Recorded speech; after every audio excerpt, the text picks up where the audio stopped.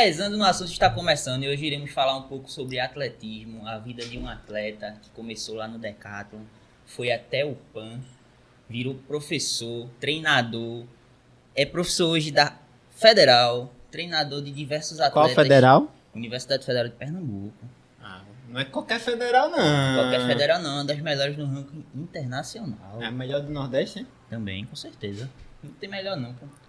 E esse cara também é treinador de diversos atletas de destaque, hein? Não só atletas normais, como tá normal assim, só pra destacar qual é qual, como atletas paralímpicos também, hein? Então hoje a gente tá com ele, com o Pedro Antônio, grande treinador de atletismo. Pedro, seja muito bem-vindo. Muito obrigado, meu velho, por aceitar vir aqui conversar com a gente. Conta um pouquinho aí sobre você, sobre como tu entrasse no atletismo, o que é que te chamou mais no atletismo? Primeiro, bom dia para vocês. Queria agradecer a oportunidade de poder falar um pouco da minha história, né? E o quanto eu tento contribuir, não sei se estou no caminho, né? Espero fazer mais do que eu acho que estou fazendo, como forma de agradecimento por tudo que o universo tem me dado em troca de tudo que eu venho tentando fazer, né?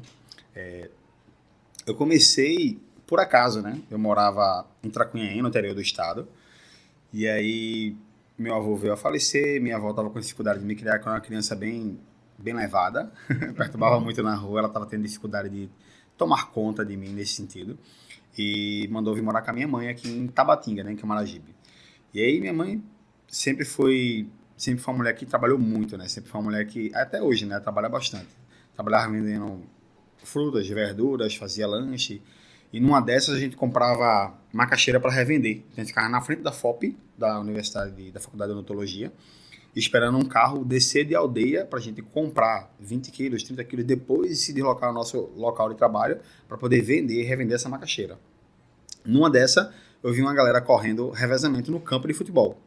Corrida de revezamento, passando o bastão, não sabia o que era, né? Fiquei curioso. Pô, o que é aquele pessoal entregando um pau na mão do outro ali, correndo ali, eu não sabia o que era, um pedaço de cabo de vassoura, né? Pequenininho, entregava. Aí fiquei curioso. Só que minha mãe era rédea curta, né? Então eu tinha que fazer as coisas escondidas na época. 8 anos de idade apenas.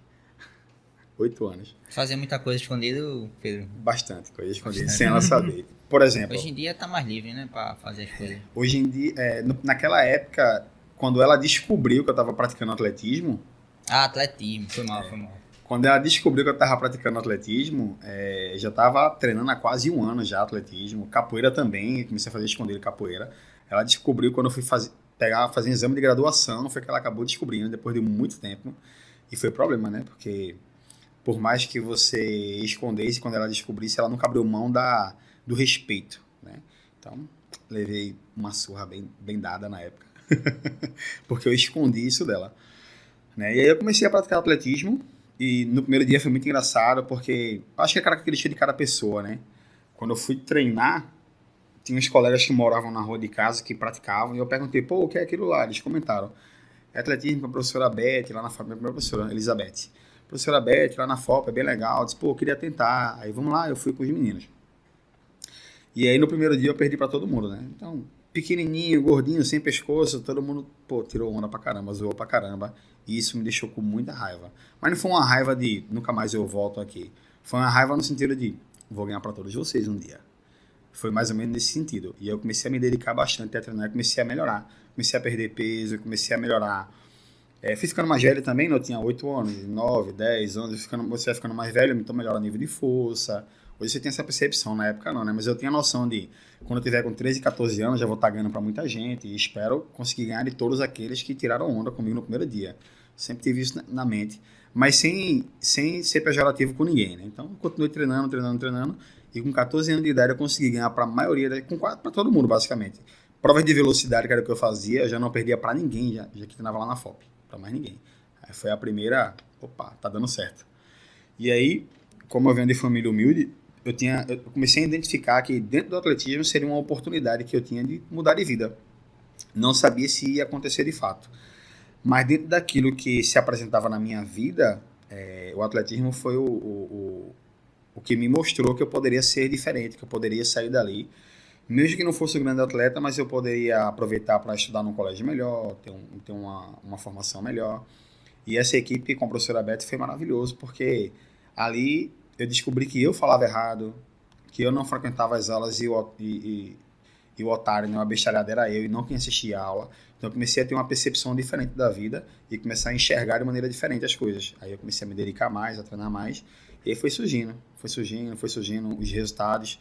Com 14 anos eu fui pro primeiro Norte-Nordeste, que foi em Natal, tinha 14, era a competição até 17. E aí eu viajei para essa competição Norte-Nordeste menor, que era até 17, eu tinha 14, eu fui, era um dos mais novos da integrada delegação. Foi a minha primeira viagem para fora do estado, eu fiquei muito feliz, foi de ônibus, foi uma gandada danada. Aprendi muito com a galera. No mesmo ano eu viajei, primeira viagem de avião para Minas Gerais, Poços de Caldas. Então a gente foi para São Paulo, de São Paulo pegou um ônibus para Poços de Caldas. Eu fui quarto colocado no 75 metros rasos e 250 metros rasos, que era a prova da categoria na época, né? E essas viagens me mostrou que tem outro caminho, tem outras coisas que pode ser feito, que a gente pode melhorar, pode evoluir. E aí foi só se dedicar e foi tudo dando certo. Massa, Pedro. Eu não sei como era antigamente para conseguir fazer atletismo. Hoje em dia a gente vê que tem uma gama maior de projetos, né, sociais que qualquer pessoa consegue fazer gratuita. São projetos bem legais. Tem lá no Santos Dumont, não sei em outros lugares como é. Tu também faz isso lá no Parque da Macaxeira, né? Tu também tem um projeto lá. Eu lembro que tu uma vez me convidou para arbitrar tudinho. Então o atletismo ele traz esse fácil acesso, né? E é uma modalidade que eu tô vendo ela hoje crescendo bastante. Não sei como é antigamente. Antigamente tinha muito projeto social para fazer atletismo. Hoje, para competir também é de graça, né? As inscrições antigamente também Então, engraçado, né? Uma visão minha relacionada ao esporte de um modo geral, né? Falando do esporte especificamente, esporte de um modo geral. O esporte, na minha visão, como um fenômeno cultural, ele tem espaço para todo mundo. Mas como um fenômeno competitivo, ele é exclusivo, né? Ele é exclusivo para quem, de fato, tem um talento e consegue chegar... E você vê que todo mundo tem talento e o que muda é o nível do talento, né? Então, tem pessoas que são igual a Bolt ou próximo de Bolt que chega em uma Olimpíada. Tem gente que não vai até a Olimpíada, vai até um Mundial, vai até um Sul-Americano, um Pan-Americano, uma Seleção Brasileira, um Campeonato Nacional, um Regional, um Norte-Nordeste ou só os estaduais, né? Mas cada um tem seu potencial e eu acho importante você ter essa percepção quanto antes melhor e você tentar se dedicar ao máximo para tentar moer aquela cana o que você conseguir e conseguir os melhores resultados possíveis, porque nem todo mundo é um Bolt da vida, um Michael Phelps, mas você pode melhorar muito se dedicar bastante. E aí, trazendo essa percepção minha de esporte, como fenômeno cultural todo mundo participa, e como fenômeno esportivo, ele é exclusivo para quem tem um potencial para tal. Isso independente da modalidade, na minha visão. Trazendo para o contexto de antes e para agora, antes, engraçado, não tinha tanto projeto esportivo, mas o esporte na escola era melhor desenvolvido, né? Hoje em dia mudou a grade escolar, a grade curricular escolar, né? Então as crianças hoje não têm tanta oferta de prática esportiva. E como professor de educação física, eu sou suspeito por 2 motivos para falar bem do esporte como um todo, não só do atletismo, mas esporte como um todo. O esporte, cada modalidade tem suas regras específicas, onde a criança, de maneira indireta ou direta, aprende a respeitar, a esperar a sua hora, a lidar com derrotas e vitórias, mais derrotas do que vitórias, muitas vezes, né? Então, isso meio que você acaba moldando o caráter da criança, e a criança cresce, na minha concepção, mais forte para a vida, para os embates da vida. Diferente daquele, por exemplo, que tem uma condição financeira melhor, a família, e a criança tem tudo, quando ele cresce, quando ele não tem nada, ele se torna um pouco mais agressivo, é acostumado a ter tudo, e pode tomar atitudes que não são tão condizentes com como deveria ser. Tu não é a favor do medalha para todos, não? Aquelas escolas que dão medalha para todo mundo que participa. Sou. É? No esporte tido como fenômeno inclusivo, cultural. Mas nesse fenômeno inclusivo, tu acha que se você der medalha para todos, eles vão ter esse aprendizado que tu falou, de aprender a ganhar, aprender a perder, de uma maturidade pro resto da vida, assim, de você aprender coisas com esporte pro resto da vida? Tu acha que isso isso agregaria? Minha visão em relação a isso. Se eu sou diretor de uma escola e eu começo a praticar uma Olimpíada, seja ela da parte cognitiva, né, estudantil, seja ela da parte física, esportiva, e se o meu objetivo for integração, eu tenho que arrumar uma maneira de deixar isso claro, que seria ter uma meta, né? Assim, completou a atividade, ganha a medalha. Completou a atividade e ganha a medalha, por exemplo. Mas para mim, na minha visão, isso funciona na base. Para a gurizada, que é criancinha, que está crescendo, foi lá, terminou, conseguiu fazer.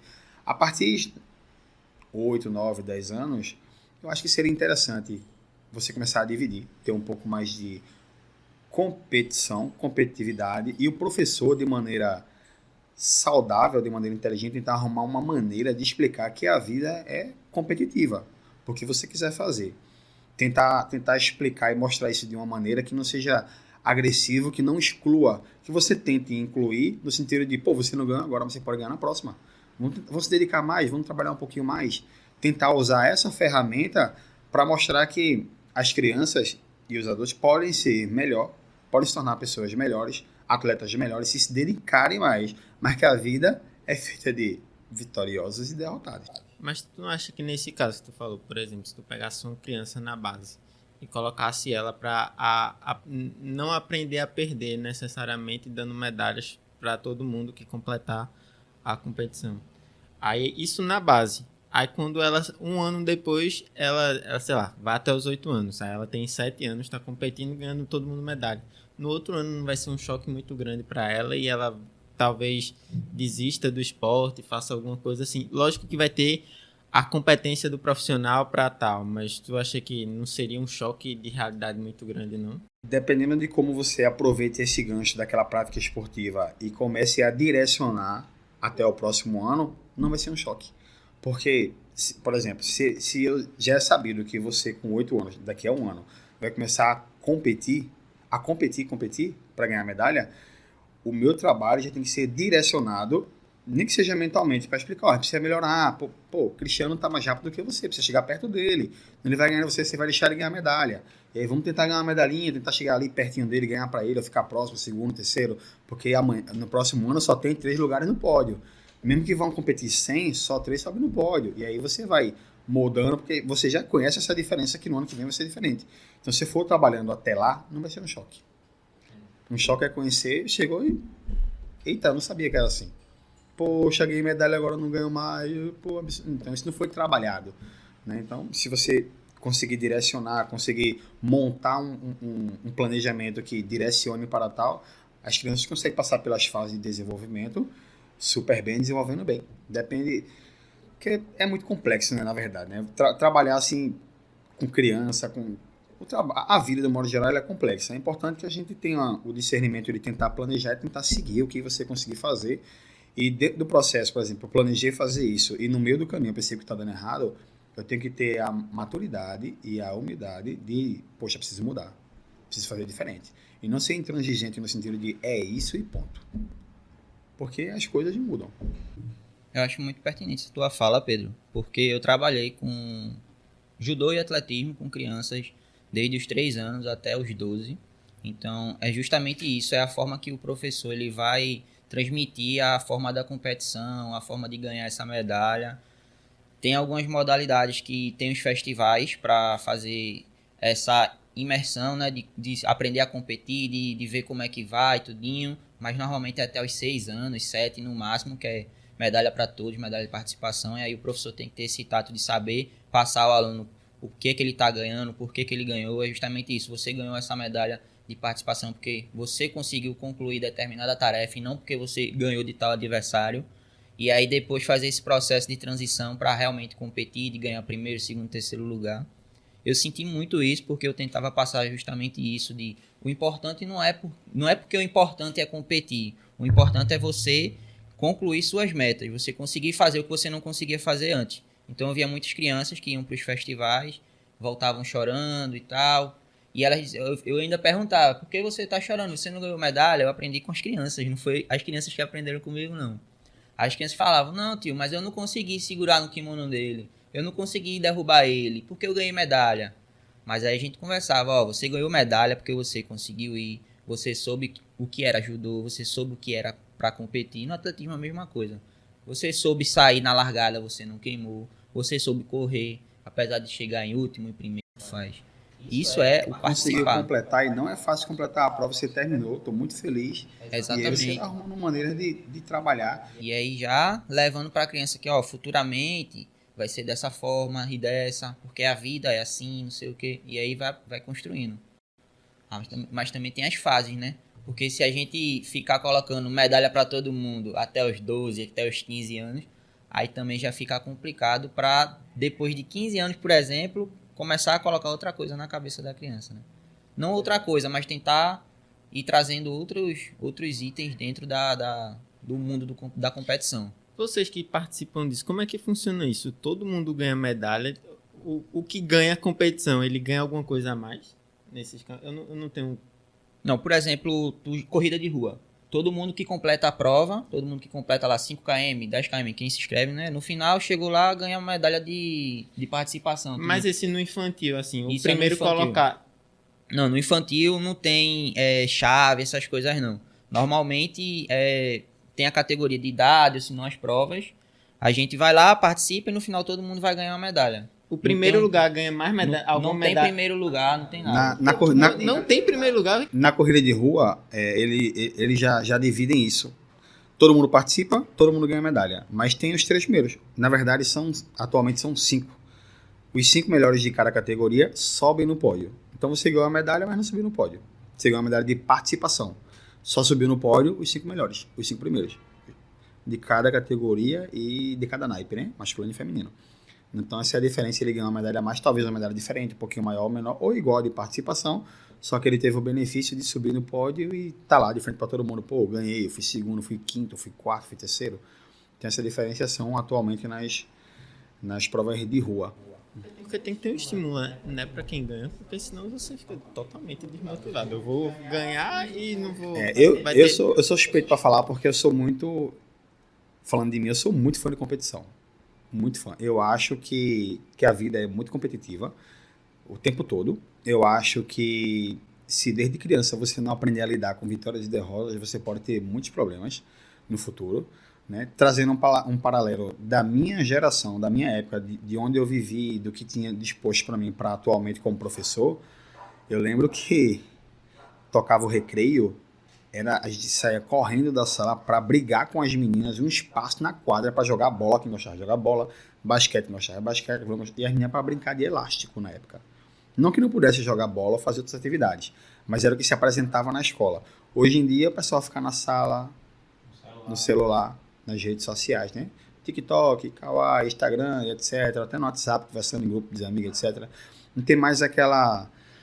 Você não vê mais aquela gana pela prática esportiva, a não ser que você já tenha sido direcionado quando criança pelos seus familiares e amigos ou colegas, etc. Se você desde criança é acostumado a ser fisicamente ativo e praticar alguma modalidade, então quando você está na escola você já tem esse hábito. Ou você participa de um clube, ou você pratica algum esporte porque já está acostumado desde criança, mas não tem mais o estímulo que tinha antigamente.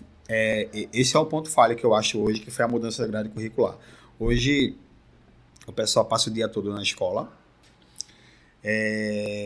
e não tem um estímulo à prática esportiva. Pelo menos eu não encontrei isso na grade curricular. Se tiverem, me desculpe se alguém viu aí. Mas eu confesso que até quando eu tinha visto, eu não vi. Na minha opinião, humilde opinião, lógico, eu não sou um estudioso da área, estou de fora. Eu estou falando como um professor da área de educação física que viveu isso no passado, né? Tu é licenciatura plena ou tu bacharel? Só bacharel. Queria muito ser plena. Mas eu fui bolsista da Nassau, né, de 2008 a 2011.2, a 2012. E na época não tinha licenciatura. Eu acho que uma turma antes da minha foi licenciatura plena. Até a turma depois, que foi a minha, 2008.1, não tinha plena. Eu queria muito ter feito. Eu estaria com as 2 formações agora. Mas Deus sabe que eu sou muito grato a Deus por ter tido essa oportunidade. Ter abençoado. E aí, pensando no meu passado, e uma sugestão que eu daria para a gestão atual dos governantes, vereadores, prefeitos, deputados, etc., seria, por exemplo, por que não mantém o estudo pela manhã? Já que os estudos mostram que pela manhã, quando acorda, o seu cérebro está melhor, está mais limpo, mais vazio para aprender coisas. E depois do almoço à tarde, ser obrigatório 1 ou 2 práticas esportivas, obrigatório. Você coloca lá em determinada escola, aqui tem 3 modalidades, você é obrigado a escolher 2. para praticar a semana toda, por exemplo. 2 vezes na semana eu vou fazer uma coisa, 2 vezes na semana eu faço outra, e sexta-feira todo mundo é obrigado a fazer reforço, independente do nível que você esteja. Isso é uma sugestão, né? Isso só falando hipoteticamente. Mas eu acho que a gente teria um resultado muito melhor no nível educacional e na formação de caráter de pessoas, na formação de profissionais. E isso estou trazendo experiências do passado, né? Estudava pela manhã e praticava o atletismo à tarde. A minha vida foi assim. A minha e a de muito colega, de muita gente, né? Foi assim. E hoje em dia a gente percebe que... isso, só para complementar. E quando eu ia competir, eu lembro que... Esqueço, eu tenho uma memória boa para minha vida esportiva, né? Com 13 anos de idade, competindo no Santos Dumont, lá em Boa Viagem. A pista ainda era de borracha e era de placa. A placa, quando estava seca, ela soltava, assim. Uma pista bem antiga. Naquela pista, eu cheguei a competir na 12ª série da prova chamada 300 metros com barreira. Cara, 300 já é difícil. Com barreira, pior ainda. E eu estava na 12ª série. Então, veja a quantidade de crianças que participavam do evento. Hoje em dia, a maioria das provas são final por tempo, porque só tem 8 ou menos de 8 pessoas. Então você percebe uma evasão gigante. E acredito que em muitas modalidades, não só no atletismo, em muitas modalidades. Eu acho que poderia ter um incentivo maior à prática esportiva. Mas essas competições, elas levam todo mundo que treina, porque eu fiz um tempo lá de estágio lá no Santos Dumont com o Daniel, com o Filiposo. Aí eu fiquei mais com a parte do sub-15 e do sub-16. E era muita criança. Tinha bastante criança lá na época que eu tava.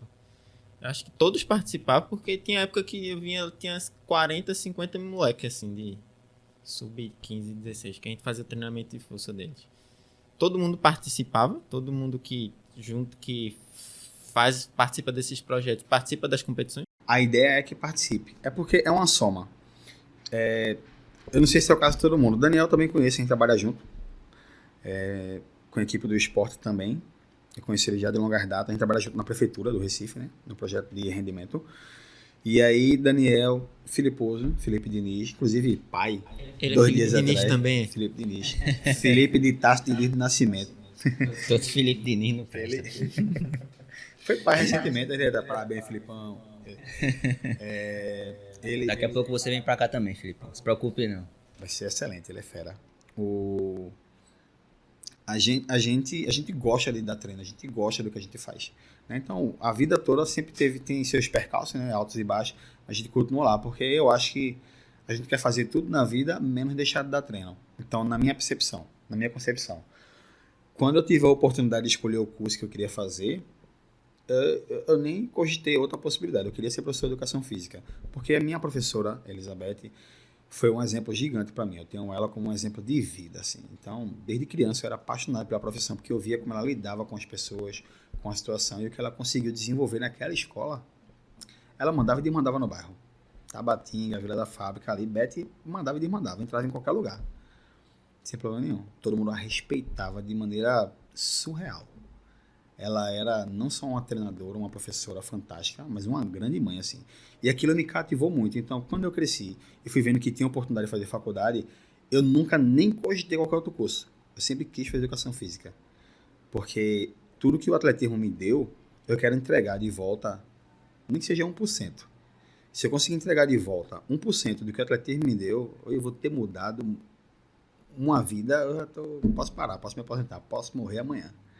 Eu vou estar muito feliz. Eu acho que Filiposo pensa do mesmo jeito, eu acho que Daniel pensa do mesmo jeito. São pessoas que a gente tem nossos altos e baixos, mas continuam trabalhando e tentando desempenhar. O que eu quero dizer com isso? Se vocês, quanto profissionais, quando teve a oportunidade de cursar qualquer curso superior, escolheu aquilo que você gosta de fazer, a chance de você ser grande, de ser o diferencial, de fazer diferente, de ser o diferencial na vida das pessoas, é quase 100%. Não vou dizer 100%, mas é basicamente 100%. Por que eu digo isso? Porque você vai fazer aquilo por amor, porque você ama, porque você gosta. Então, nitidamente, aquilo que você escolheu fazer, você vai se doar mais do que qualquer outra coisa que você queira fazer. Porque é natural, porque você faz porque você ama, porque você gosta. E aí, naturalmente, aprender que quando você dá 100% em tudo, a chance de dar certo é grande. Tu entende? Então, se os profissionais que estão nas suas respectivas áreas escolheram aquela área porque gosta, porque quer fazer, porque a chance desse cara, desse profissional, esse homem, essa mulher, ser diferente é muito grande. É muito grande. O problema hoje é quando vou fazer educação física porque é o que sobrou. É o que passou no Enem. É o que eu passei no Enem. Nota deu. Então, vai ser um profissional mediano ou medíocre e que dificilmente vai ter um bom resultado esportivo ou na sua vida profissional. Pode ser um profissional durante muitos anos até decidir mudar de área ou não, você ficar pro resto da vida super infeliz com a área, reclamando da área. Eu odeio educação física, não ganho nada com isso. Tu fez o que para ganhar com isso? Né? Aprendi na vida que a gente faz primeiro e pede depois. Aprendi isso, né? Tem gente que diz, se eu não tiver, eu não faço. E aí, é o diferencial de um para o outro, na minha concepção. Né? Mas isso é como eu vejo a vida, né? Eu prefiro trabalhar, e naturalmente, com o trabalho, as pessoas vão me conhecer e vão me procurar por isso. E a longo prazo, o dinheiro também vai me procurar. Eu não vou precisar ir atrás do dinheiro. O dinheiro também vai me procurar. Naturalmente. Isso é assim que eu penso. Então eu trabalho, faço minha parte, eu vou trabalhando, me dedicando ao máximo. É isso que eu quero fazer, é isso que eu gosto de fazer. E naturalmente, com o passar do tempo, vai surgir atletas bons, atletas ruins, atletas medianos, e que todos esses resultados vão me levar a algum lugar. Sempre vai me levar a algum lugar. Se esse lugar vai ser um lugar bom ou ruim, isso vai depender do meu esforço e do que eu estou fazendo para chegar lá. Você colhe o que você planta, né, Pedro? Então, se tu tá tentando sempre transmitir o bem, mudar a vida, tudinho, claro que a tua também vai nesse mesmo caminho. Não tem como ir ao oposto, né?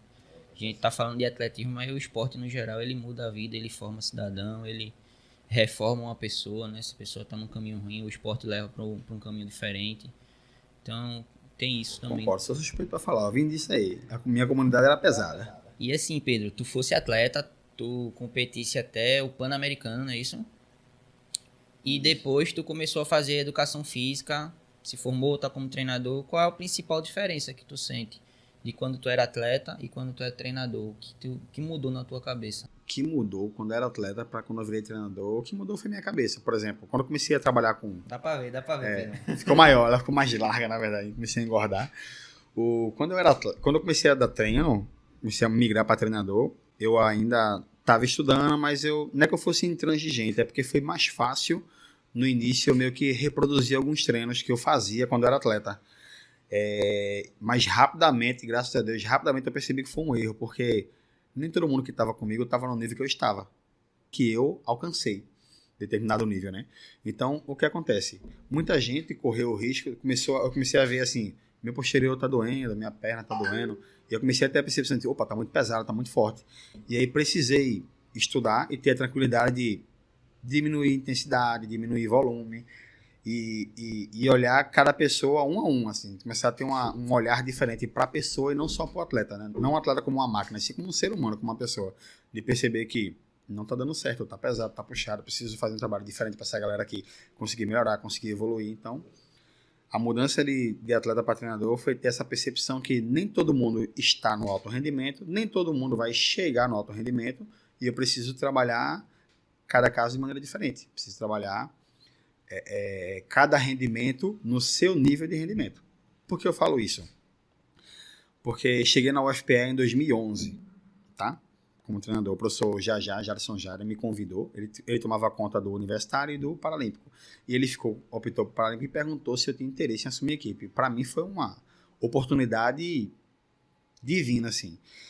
Eu atribuo muito meu crescimento profissional como treinador ao professor Jajá. Ele me deu uma oportunidade de ter minha primeira equipe, onde eu poderia fazer o trabalho do meu jeito. Ele me acompanhou no início, durante um tempo, até perceber que eu estava tomando conta, depois ele me deixou super à vontade. Isso me ajudou muito como profissional, porque eu montei uma periodização onde o pessoal se lesionou muito. E aí, qual foi a sacada que eu tive? Digo, o atleta de hoje em dia universitário não é igual ao atleta que eu era. Geralmente no domingo eu descanso, eu vou dormir. O pessoal vai pro futebol, vai pra festa, vai pra Kelly, né? Porque era o bar da Kelly na época. Então na segunda-feira eles estavam cansados, não estavam 100% recuperados. Então eu precisei só inverter a ordem. Então na segunda-feira eu tinha o hábito de fazer corridas de aceleração, de velocidade de 30, 50, 60 metros. É potência. Então se o músculo não está bem descansado, a chance de lesão é maior. Então segunda, terça e quarta que eu fazia potência, o pessoal machucava. Aí eu comecei a inverter. A partir de 2013, assim, ao tempo que eu levei, né? Da metade de 2011, o ano todo de 2012, para entender que tava errado, alguma coisa estava errada. Aí eu peguei a mesma periodização e só inverti a ordem. Eu comecei na segunda-feira a fazer rodagem com o pessoal, meia horinha de trote, 20 minutinhos de fartlek. Aquele fartlek era maravilhoso. Maravilhoso, né? Comecei a mudar. Na terça-feira, corridinhas de 300 metros, de 150 metros, com a intensidade um pouco mais baixa, procurando um pouco mais melhorar a postura. Na quarta-feira, da quarta até a sexta, eu conseguia dar um pouquinho mais de pancada. Corrida de aceleração, corrida de velocidade máxima, corrida com conezinho, super velocidade máxima. E aí o pessoal começou a lesionar menos e ter um resultado melhor. Então foi a percepção que eu tive. Que o meu grupo não era atleta. Eram universitários que estavam vivenciando o esporte, o atletismo. Mas eles não eram atletas. A maioria chega com mais de 18 anos de idade. Nunca foram atleta de nada. Então, dificilmente, vai chegar num brasileiro adulto convencional, sem ser universitário. Dificilmente vai chegar numa Olimpíada, num Mundial. Mas aí, do que a gente puder, que nem eu falei, eu vou exprimir o que eu puder dessa equipe aqui, porque de repente tem um que pode ser muito bom, tem dois que pode ser muito bom. E se ninguém for muito bom, dentro daquilo que eu acredito, espero formar bons profissionais. Eu achei interessante que tu falou aí que os teus atletas eram diferentes da tua época, né? Eu acho que tu deu a percepção que era mais pelo descanso, mas tu não acha que também tem uma diferença na habilidade motora de uma criança dos anos 90 para uma criança de agora e que vai ter também para uma criança sei lá, dos anos 2020 e 30, 2030, alguma coisa assim? Porque hoje a criança está no WhatsApp. A criança, em vez de tu tava brincando, ela está no WhatsApp. Então a gente tem uma perda da capacidade motora com o passar do tempo. Isso é indiscutível. Então eu acho que o professor da educação física vai ter que ser mais apto sempre, porque tu vai ter sempre que mudar o teu treino. Daqui a 10 anos, provavelmente, os moleques que estão entrando, o treino vai ser totalmente... Não, com certeza. O que eu acho em relação a isso é que, primeiro, você tem completa razão no que você está falando, né? Eu sou pai, e quanto pai, sempre que eu tô tento arrumar um tempo durante a semana disponível para eu sair com as duas crianças que moram comigo. Eu tenho 3 filhos, né? A mais velha mora com a mãe, que eu estou tentando colocar ela na natação, praticar esporte, porque eu sei da importância da prática esportiva. Eu curto muito a prática esportiva, eu sou suspeito para falar, né? Vindo do esporte competitivo, e sei o quanto pode ajudá-la a crescer mais forte para a vida, do modo geral. Mesmo que ela não vire uma grande atleta, mas ela pode crescer mais fortalecida para a vida. E os mais novos, um vai completar 4, outro vai completar 2. Sempre que eu posso, eu estou nos parques, sem celular, sem nada, para eles correrem, cair na areia, jogar pedra, pisar na pedra, andar descalço. Porque eu sei da importância do acervo motor, o quanto pode ajudar no desenvolvimento tanto físico, motor, quanto psicológico deles. Ter uma vida mais saudável vai ajudar grandemente.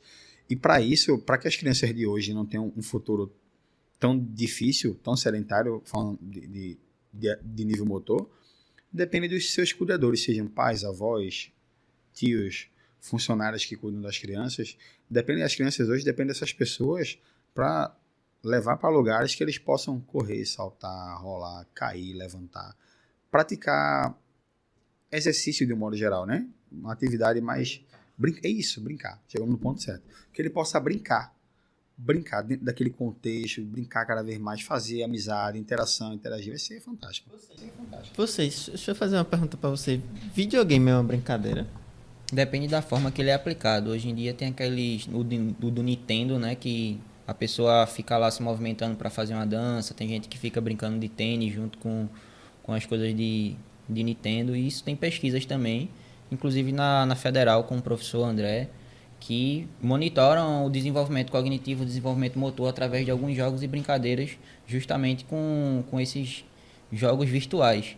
Mas sem ser Mas o fato de você estar lá sentado jogando só no computador tem uma melhora cognitiva, mas também tem um declínio motor, né?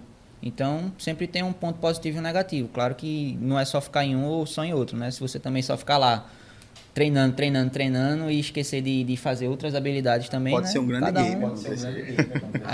Também. Pois é. E isso é engraçado, porque eu vi uma reportagem antiga da mãe do Ronaldo Fenômeno, comentando que quando ele era criança, ela sempre jogava na Mega Sena. E vivia brigando com ele, porque ele vivia quebrando as janelas, né? Chutava a bola, quebrava a janela e tal. E aí no futuro ela lógico, de maneira muito muito engraçada. Ela comentou, ela disse, meu bilhete premiado estava dentro de casa e eu não sabia. E aí, se você trouxer para a realidade de um modo geral, quando a criança está no seu desenvolvimento, criança mesmo. Eu digo isso porque as paredes lá em casa vivem pintadas. E eu falo para minha esposa, para Débora, pessoa maravilhosa, diga a ela, não grita não, pô. Vai, esse bicho aí é um Picasso. Van Gogh, a gente não sabe, é um Picasso, a gente não sabe. Para tentar estimular de alguma maneira, senão a gente comprou um quadro, quando vai pintar, para dizer, não, aqui, pinta aqui, papai, para trazer para outro lado, mas tentar estimular de alguma maneira, alguma coisa que ele se sinta à vontade de fazer, e você tentar, de repente, aquele é o hiperfoco da criança, é o foco da criança, e você, por não gostar daquela atividade, trava, cria um bloqueio na cabeça da criança por causa daquilo. Ele pode ser um grande pintor ou não, pode ser um grande jogador de futebol ou não, pode fazer qualquer coisa boa ou não, você pode bloquear seu filho ou qualquer criança porque fez uma coisa que você não achou legal e você não olhou com aquele olhar naquela situação.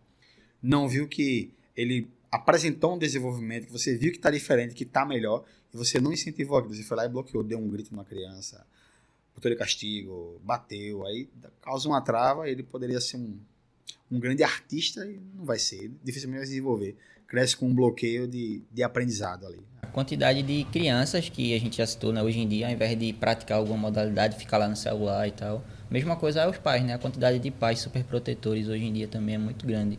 Pais que, às vezes, na infância, fizeram de tudo, brincaram, caíram, tudo, e hoje não querem deixar nenhum filho levar uma queda, né?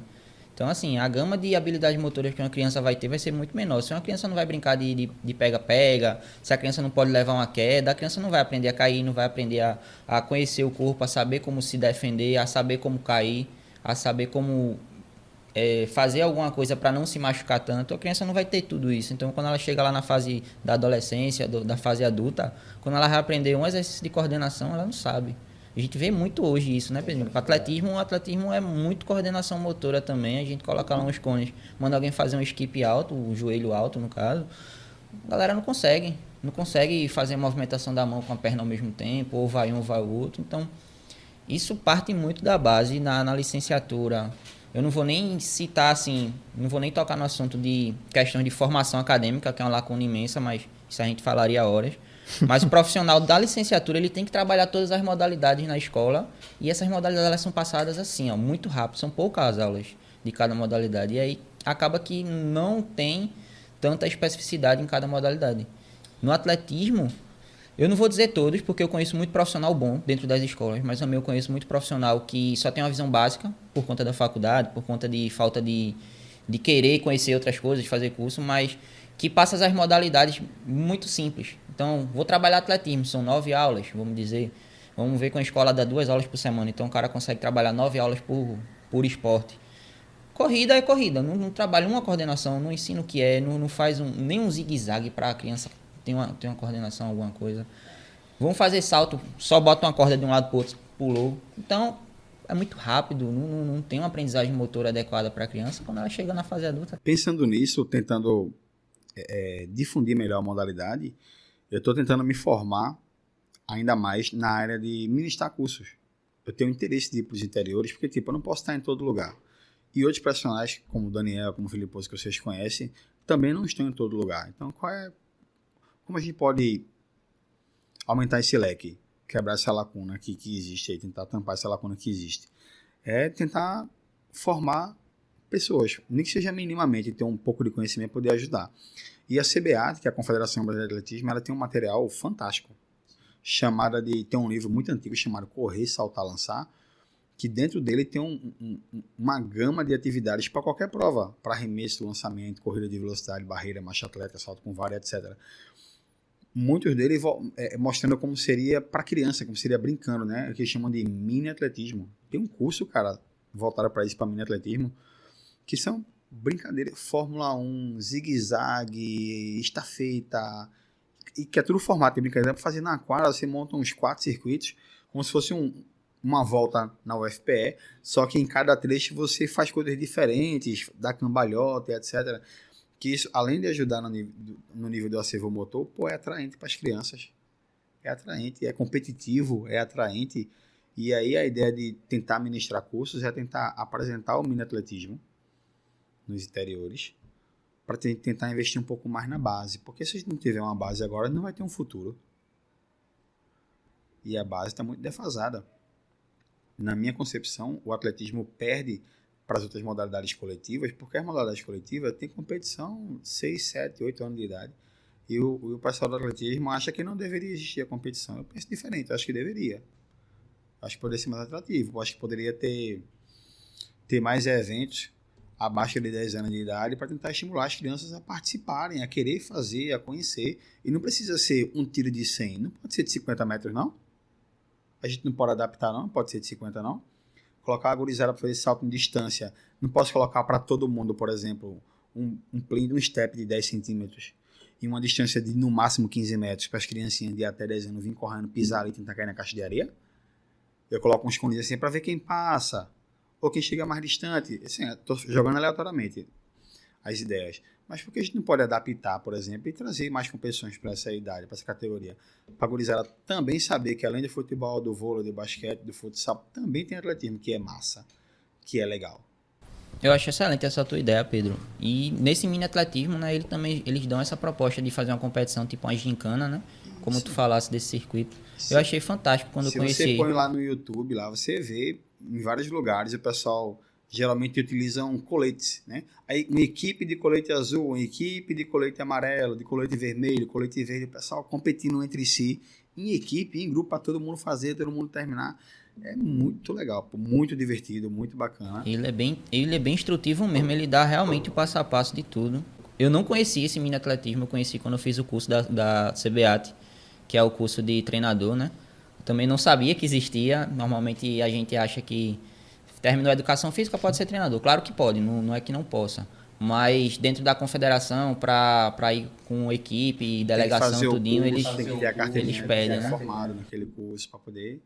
E é um curso muito bom. Eu fiz com o Kioshi, eu não sei, tu fizesse com o Kioshi também? Kioshi é regação da Santa Ceia. Ele é um excelente professor, muito bom. E o curso é muito completo, eu achei o curso muito bom. O curso é dividido em alguns níveis, né? Eles trazem algumas perspectivas pelos níveis, pelas categorias, né? Sub-15, sub-18, 21 e adulto. Isso ele dá orientações de como trabalhar determinadas categorias, né? Ele faz assim, tipo, até 10 anos, por exemplo, seria interessante trabalhar o mini atletismo. Dos 12 anos até os 17, multiprovas, né? O cara fazer mais de uma prova. E a partir dos 18, você começar a especializar. Eles prezam para você não tentar especializar a gurizada de maneira precoce, porque isso também vai acabar antecipando a aposentadoria do atleta, né? Você vira um velocista com 15 anos de idade e vai até os 20 e acabou. E eu diria assim, não que o meu professor ele tenha sido ruim ou coisa do tipo, mas o curso que eu tive de nível 1 de atletismo, que foi uma semana de aula, e a disciplina de atletismo que eu tive, que foram 5 meses, pô, cara, os 5 meses que eu tive da disciplina de atletismo, eu conheci quais são as modalidades. No curso, muito mais à frente, aprendi muita mais específico, coisa. Né? Ensina muito específico e todas as modalidades, eu aprendi todas as modalidades. Eu aprendi como trabalhar, como ver a modalidade, como ver o atleta, como ver o treinador. Mas já, sem querer defender, mas já defendendo o professor da universidade, porque a universidade, basicamente, se você parar para analisar o curso, né, você vê todas as cadeiras, você vê tudo que agrega aquele curso, e à medida que vai se finalizando o curso, você meio que vai afunilando, tipo, vou fazer meu TCC voltado para isso aqui, né? Então, é um guarda-chuva desse tamanho, cheio de ponta, que você aprende muita coisa e você vai afunilando o cone no final de tudo, fechando o guarda-chuva, para aquilo que você quer. A mesma coisa são as cadeiras, né? A cadeira, ela fala de maneira global sobre aquele assunto, e aí tipo, a faculdade te dá uma noção básica de tudo que existe, daquilo que o curso pode proporcionar. Se você quiser se especializar um pouco mais, é onde vem a pós-graduação, um mestrado, um doutorado, um pós-doc, ou os cursos de treinamento para você virar treinador, professor, tentar se formar de maneira mais específica. Mas a faculdade basicamente é um guarda-chuva aberto para pincelar todos os assuntos, né? Então talvez você tenha tido a diferença do curso, da aula do curso, para, se não tiver na federal tem atletismo 1, 2, 3, né? Eu acho que é isso. Só um. Agora só um, mas eu acho que no passado tinha 1, 2, 3, eu acho. Na época de outrora. Ou era 1 e 2. 1 e 2 eu sei que é certeza, não sei se tinha o 3. Eu acho que tinha 1, 2 e 3. E aí tinha seus níveis, né? Eu acho que deveria ser o mini atletismo, multiprovas e especialização, algo desse tipo. Mas é porque a educação física deu uma evoluída, né? Antigamente ela era praticamente toda voltada para performance, para esportes, etc. Agora ela está mais voltada para outros, para a parte de estética e também de saúde, né? Então a educação física está pegando mais áreas agora do que antigamente. Fitness. Ele lembro falou que- do fitness com uma carinha de nojo. Nada, eu Não, gosto. mas, né? Eu gosto mas de tudo. a parte de saúde da educação física é muito bonita. A da estética eu não me preocupo muito não, mas a de saúde é... Falando em educação física, eu já ouvi histórias de colegas da Federal, mais velhos que eu, dizendo que na década de 70 ou foi 80, por aí, para entrar no curso você tinha que Era tipo um... cumprir Era algumas tipo um metas. TAF. Tinha que nadar 50 metros em tanto tempo, tinha que passar a barreira, tinha que correr 12 minutos em tanto tempo. Fazia parte da grade, assim, para poder entrar, tinha que cumprir algumas metas de cara. Assim, quando eu entrei em 2016, teve disciplina que tinha provas das disciplinas que eu tinha que fazer as coisas. Vôlei, eu tive que Eu também. sacar a Acertar bola o cone e lá. acertar o cone. Se não acertasse o cone, menos um ponto. E se não tirasse ponto, final. Natação teve prova de ter que nadar os 50 metros. Tinha gente que foi pra final porque nem sabia nadar. Dependendo de como seja a grade, né? Porque deve ser montado tantas horas na sala, tantas horas de prática deve ser montado. Mas pô, eu acharia, pelo que eu vejo, pelo que eu entendo, como na faculdade a função é formar professor, então você tem que aprender a ensinar. A minha visão. Se você já for atleta, se você já praticar, beleza, você está à frente de quem nunca fez nada disso. Mas, sei lá, uma visão hipotética, né? Pô, o cara como professor, o cara pega lá e hoje eu vou falar de velocidade. Vou passar a semana falando de velocidade. Dos 100 aos 400, 800 metros para com barreira, beleza. Passei a semana moendo a lenha lá, dando a carga. No último dia da semana, eu digo, forma em grupos. Semana que vem vocês vão dar aula. Falando de cada um do seu trabalho, divide o grupo, velocidade de aceleração, velocidade máxima, resistência de velocidade, o outro grupo ali vai falar de supramáxima, sobrou gente, pronto, junta aqui, ou mais velocidade, vamos falar mais aqui de resistência aeróbica, corrida de um modo geral, você divide o grupo, e cada grupo vai ter que apresentar uma semana de aula, como seria uma semana de aula, e pincelar lá no dia como é que seria, dar uma sugestão, um exemplo, né? Porque eu acho que se você for forçado a trabalhar mais, a praticar um pouquinho mais, eu acho que a gente tem mais chance de formar melhores profissionais do que só ficar no livro. Eu acho que o livro ele é super importante, que tem gente lá atrás que estudou e trouxe conteúdos que nos ajudam a aprender um pouquinho mais, mas também acredito que se você não praticar, se você não fizer no dia a dia, não fizer na prática, você vai ser um excelente cientista, mas um cara não tão bom na prática. Aquele livro ele é muito amarrado. Você escrever um livro, ele fica a mesma coisa para o resto da vida. Normalmente a gente usa mais artigos científicos que você consegue ser mais direcionado para tal momento. Eu vou pegar artigos só de 2018 para cá, tem mais atualidade naquele assunto, porque as coisas vão evoluindo bastante. Porque como eu sou velho, eu falei de livro, mas você está correto. Você usar estudos no modo geral para poder amarrar seu conhecimento cada vez mais. Aprender é sempre importante, estar sempre estudando é sempre importante. Mas dentro do curso, de um modo geral, acredito que se não tiver tanta prática, você pode se tornar excelente profissional, mas acho que vai ter uma dificuldade um pouquinho maior. Eu acho que, por exemplo, eu tenho metas futuras de ministrar cursos e eu estou estudando uma forma, conversando com pessoas que já ministram cursos, pedindo orientações de professores que foram meus professores, para ver se a gente consegue montar uma ideia de ter uma prática tão com a teórica, ou a prática um pouquinho maior que a teórica, para o pessoal praticar um pouquinho mais, vivenciar um pouquinho aquela situação, para entender o que a teoria fala, como na prática acontece, para ajudar a galera a montar. Vamos montar aqui uma periodização? Vamos pensar aqui na periodização, vamos pensar quais são as valências físicas do judô. O cara que vai lutar judô, ele precisa melhorar o quê? E se eu pensar no judô de um modo geral, o que precisa melhorar? Tu praticava alguma modalidade? Rapaz, eu jogo um pouquinho, mas eu nunca joguei nada assim de profissional, não sei, amador, nunca fiz nada, eu jogo... Vôlei, pronto. Quais são as valências do vôlei? Se você fosse treinar alguém pro vôlei, você acha que seria primordial, assim, uma condição sine qua non para esse cara aqui melhorar é tal coisa, o que seria? Tu entende o que eu tô querendo dizer? Aí pensando no curso de modo geral, eu disse assim, ó, pessoal, vamos lá, falando de atletismo, né? Vamos pensar nos 100 metros rasos. Quais são as fases dos 100 metros que a gente viu? Aí o cara lembra, opa, reação, aceleração, velocidade máxima, manutenção e desaceleração. Beleza, tu já tem os tópicos lá da prova de 100 metros. Pensando nisso que tu viu aqui, o que é que a gente precisa melhorar? Vamos pensar no que precisa melhorar. Se fosse trabalhar um cara para 100 metros, onde é que ele poderia ser melhor? Aí você vai lá, pô, força. Escreve lá, força. Potência de membro inferior. Pô, força abdominal. Beleza. Você vai pensando que poderia ajudar. Resistência aeróbica. Beleza. Beleza. Aí o cara vai lá e ensinando como se faz, assim, tendo uma orientação. Aí o cara já começa a ter um norte. Aquilo que ele pensou para os 100 metros, ele pode pensar para... Porque ele aprender aquilo ali, ter uma noção daquilo, ele pode pensar para qualquer modalidade. E aí foi a dificuldade que eu tive na faculdade. E a sorte que eu tive de ter um treinador, professor cientista, né? Vantalzi Marques é o nome do cara, Vantalzi. Ele foi meu treinador quase a vida toda. Meu treinador para o resto da vida, até hoje. Preciso de alguma coisa, eu falo com ele. E ele me ensinou isso num treino. Ele disse que quando tinha aula na faculdade, ele se formou na exército, que ele não gostava, ele ficava montando a periodização. E aí eu carrego muito disso que ele ensinou comigo, porque foi uma coisa que eu aprendi, foi a calcular e seguir aquilo que está lá, a não ser que ocorra alguma intercorrência de antecipar a competição, ou atrasar a competição, ou o atleta se lesionar, eu preciso modificar aquilo ali. Mas dentro daquilo que está planejado, eu gosto de escrever e seguir. E a cada um mês, 5 semanas, fazia uma avaliação física, um teste com o cara de performance, para ver se dentro daquilo que eu planejei, ele está dentro daquilo. Se ele não tiver, depois o que eu preciso mudar aqui, o que foi que eu fiz, o que eu deixei de fazer, ou o que eu apertei demais e o que eu apertei de menos, onde é que eu preciso melhorar.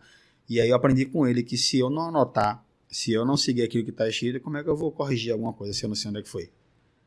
Tu entende? Aí eu aprendi a fazer periodização com ele. Eu cansei de ir na faculdade, estar em alguma aula que não estava num dia legal, que não estava legal, eu ficar sentado assim escrevendo. Arremesso do peso, aí fazia um tracinho para cá, tipo um L, né? Fazia um tracinho para cá, e aqui eu colocava força, musculação, potência, lançamentos gerais, velocidade de aceleração, e aqui eu coloquei janeiro, fevereiro, março, abril, maio, junho, fazia um tracinho assim, ó.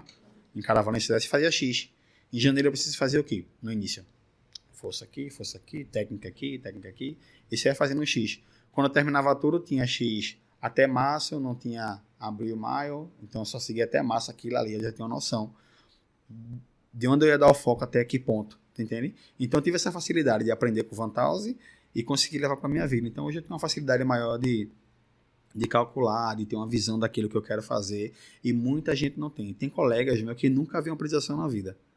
Tu ainda usa periodização? Uso. Eu uso o modelo de Verkhoshansky, aquele que ele faz o macro, né? O anual, e aí você vai fazendo por partes. Essa periodização que tu faz, ela é específica para modalidade? Específica para pessoas? Porque eu acredito que tu treina muitas pessoas ao mesmo tempo. E aí, beleza, essa periodização que tu faz, ela é macro, tu pensa assim, no começo eu vou treinar, sei lá, força.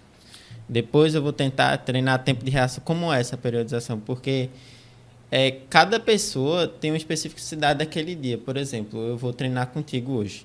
Ontem eu não dormi bem. Minha resposta... E hoje o teu treino vai ser choque, sei lá, alguma coisa que seja choque de atletismo, não sei, Velocidade.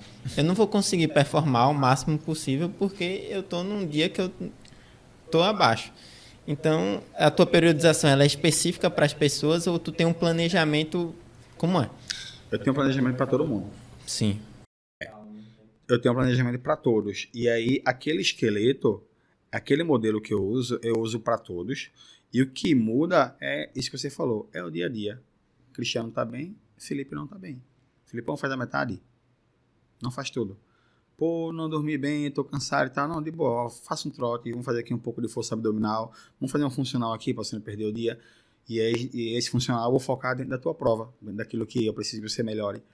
Ou pego um treino que seria mais leve, faça isso aqui hoje. Não tem problema nenhum não, tá? E amanhã a gente segue junto com o pessoal. E aí é a vantagem de estar junto com todo mundo, para você conseguir observar que cada pessoa está diferente naquele dia. Esse é o primeiro ponto. O segundo ponto, dentro do macro anual, a gente já tem um calendário de competições. Então, quando eu escolho, eu falei dos 100 metros, mas funciona para qualquer prova. Salto de distância, arremesso do peso, salto em altura, etc. Cada prova dessa tem uma valência física diferente e algumas incomuns que você precisa trabalhar. E aí, dependendo do período de competição, eu divido a competição 1, 2 e 3, onde a 1 seria a principal, a 2 seria intermediária, a 3 vai servir como teste. Então, eu tenho 10 competições no ano, nível 3. Aqui é teste, aqui é teste, aqui é teste, aqui é teste. Ele tem que estar bem aqui, ó. Nessa 1 aqui, dá 2 para 1 aqui, na 1 aqui. Então, já tenho noção de como tá.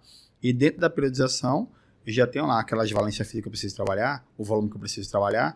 E, comumente, a gente faz o seguinte. No atletismo, acho que deve funcionar para todas as modalidades. Mas, falando do atletismo, que é o que eu trabalho, a gente tem um período de maneira bem específica.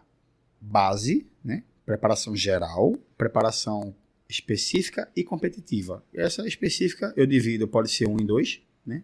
Eu preciso estar específico aqui e aqui. Ou aqui específico competitivo, volta para o específico, mais competitivo aqui. Então depende do nível do atleta, depende em que momento o cabo está ali para conseguir fazer determinado resultado. Qual a principal competição? Às vezes você tem 2 competições que são fera durante o ano, 3 que são fera. Então precisa fazer 2, 3 picos para o cara estar naquele nível lá. Mas, a grosso modo, a maioria dos atletas tem 1 ou 2 competições-alvo. Né? Então é mais tranquilo, é mais de boa. E aí a gente monta o treino e vai fazendo os testes e observando no dia a dia. Pode parar por hoje, faz um pouquinho mais leve, dá para analisar, foca na técnica de corrida, foca na saída do implemento, aí você vai ajustando. Essa é a vantagem de você estar no dia a dia com o atleta. Eu tive um treinador, fazia parte da equipe, chamado Edson Salustiano, que ele me ensinou a olhar o atleta como pessoa, não como uma máquina. Coloco lá para tu fazer 10 de 300, mas tu fez 6, excelente, o 7º se arrastando, pode parar. Os 6 foi melhor do que eu esperava, uma boa técnica de corrida, um bom ajuste, então não precisa fazer o 8º, o 7º já foi se arrastando, então pode parar por aqui. E aí ele me ensinou a olhar o atleta como um ser humano e não como uma máquina de ser aquilo específico. Da educação física, que ela é meio atual, que ela é meio contra a periodização justamente por causa disso. Que você faz no seu máximo até você perder o seu rendimento ali. Tipo, eu fiz um estágio com o Fabiano Fonseca, tu sabe quem é? Sei quem é.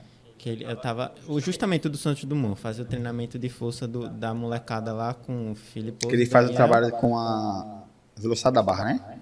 Isso, VBT, isso. Aí Use média 30% da carga, ou do peso corporal, e o cara isso, e a velocidade. Aí quando diminui a velocidade do movimento, parou. Eu acho que essa ideia se passa pro treinamento, eu não sei, do treinamento de vocês, eu não sei assim, mas a periodização, algumas linhas estão criticando bastante essa questão da periodização justamente por isso, por ver a pessoa como humano que tem seus limites, e cada um tem seu limite específico. Quando a pessoa parar de render, não tem para que forçar mais do que ela vai conseguir chegar no ponto máximo dela. Entendi. Vou tentar trazer uma coisa que eu vivenciei na prática. Eu sou de uma geração que trabalhava muito com volume. Muito com volume. Então, era normal fazer 5 de 1000 e tentar baixar o tempo, né? Comecei fazendo 5 de 1000 para 3 de 30 e depois de um tempo fazia abaixo de 3 minutos. Deixa eu só tentar entender. 5 vezes de 1000... 5 séries de 1 km. Corria 1000 metros, aí descansava 2, 3 minutinhos, fazia exercício ginástico, polichinelo, agachamento, marinheiro, abdômen, voltava a correr 1000 metros. Então comecei correndo 3 de 30 e depois de 2, 3 temporadas eu fazia esse mesmo treino a 2 de 50, 2 de 55, abaixo de 3. Então fui melhorando com o tempo. 10 de 500 para 1 de 25. Na quarta, começava com 25 na primeira semana, na quarta semana eu estava fazendo abaixo de 1,20. 1,20, 1,15, 1,18, 1,17. Então eu ia melhorando com o tempo. Eu sou dessa geração, que fazia muito com volume. Os atletas que eu treino hoje, eu procuro usar um volume mínimo daquilo que precisa para render. Por exemplo, os estudos mostram que o atleta tem um nível mínimo para desenvolver velocidade de aceleração é no mínimo 200 metros. É de 200 a 300, né? Então, no mínimo 200. No máximo 400 metros de velocidade de aceleração. Um exemplo, dando um exemplo. Eu vou lá e uso 200. E eu posso variar. Numa semana eu posso fazer 10 de 20 metros. Na outra semana eu posso fazer 3 séries. Corre 30, volta andando, corre 20. Estou dando um exemplo assim, esporádico. Isso também varia intervalo e etc. Então eu posso pegar o mesmo método de treino e variar a forma de executar. Então toda semana eu mudei a forma do cara fazer a velocidade de aceleração. Continuou tendo aquele estímulo de 200 metros, só que de maneiras variadas que fazem com que ele tenha uma evolução. Isso é o que eu acredito. E aí, na minha cabeça, eu acho esse volume mínimo que eu uso com o pessoal super baixo. Eu acho muito baixo. Mas tá dando certo. Então eu não mexo. Tu entende? Mesmo eu achando que se eles fizessem próximo do que eu fazia, poderia ser melhor, eu não vou arriscar mexer no que tá dando certo. Então, em vez do cara fazer 10 de 300, ele tá fazendo 4 e tá tendo um resultado fera, ele faz 4. O que eu vou variar é o intervalo. Vai fazer 4 no intervalo de 1 minuto. Ele tá a 8 meses da competição.